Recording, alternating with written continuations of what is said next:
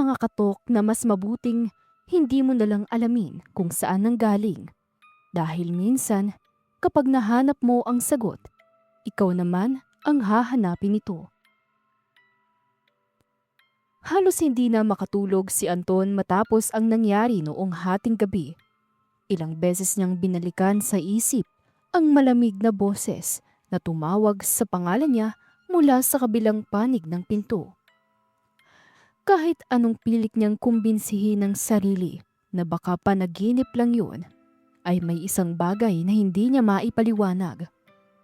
Wala pa siyang sinasabing pangalan niya kahit kanino sa Barangay 13. Pagsikat ng araw ay tila nawala ang lahat ng kaba na bumalot sa kanya kagabi. Muli na namang naging normal ang buong barangay. Naroon ulit ang mga batang naghahabulan sa kalsada. Bukas na ang sari-sari store at ang dalawang matandang nakita niya kahapon ay abala na naman sa paglalaro ng dama sa waiting shed. Kung hindi dahil sa puyat niyang mga mata, iisipin pa sana niyang guni-guni lang ang lahat ng nangyari. Habang bumibili siya ng kape at tinapay sa sari-sari store, ay hindi niya napigilang tanungin ang tindera kung may naririnig ba itong kumakatok tuwing hating gabi. Saglit lang siyang tiningnan ng babae bago ito nag-abot ng sukli. Wala akong narinig. Maikli nitong sagot. Hindi na ito nagsalita pa. Kahit nang subukan pa ni Anton na magtanong, nagkunwari na lamang itong may inaayos sa loob ng tindahan. Halatang ayaw nitong pag-usapan ang tungkol sa apartment. Hindi rin nagtagal si Anton doon. Dumiretso siya sa bahay ng landlady na nasa kabilang dulo lang ng barangay. Naabutan niya itong nagdidilig ng mga halaman sa bakuran na para bang ordinaryong umaga lang ang lahat.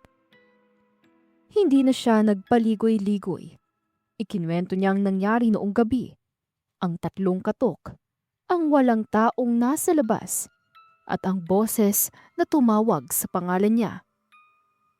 Tahimik lang na nakinig ang matanda at nang matapos magsalita si Anton ay isa lang ang una nitong itinanong. Hindi mo ba binuksan ang pinto?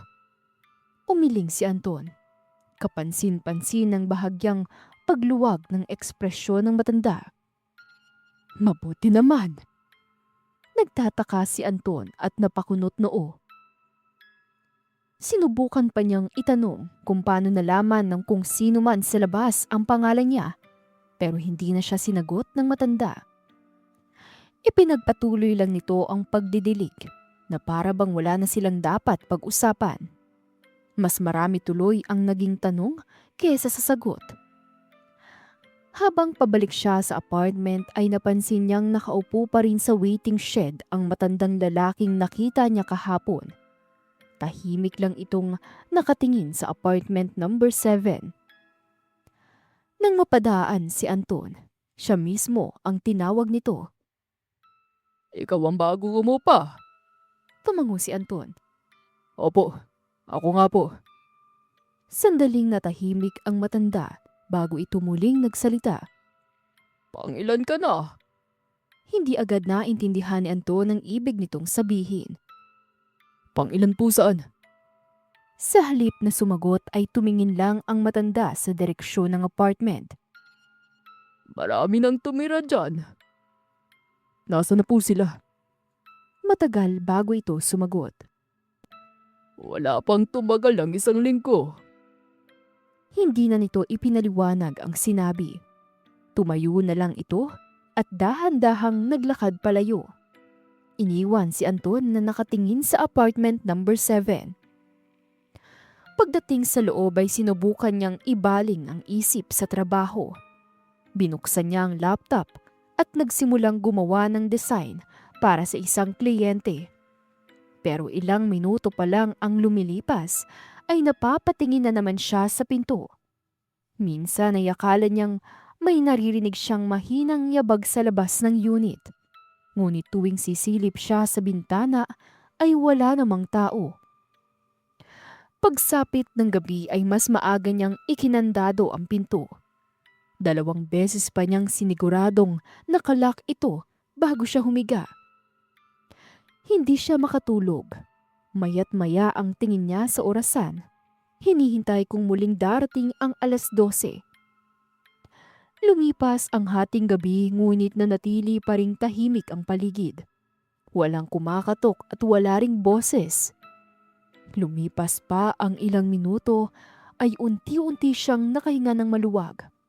Marahil ay totoo nga ang sinabi niya sa sarili. Baka pagod lang siya noong unang gabi. Baka naglalaro lang ang isip niya sa kanya.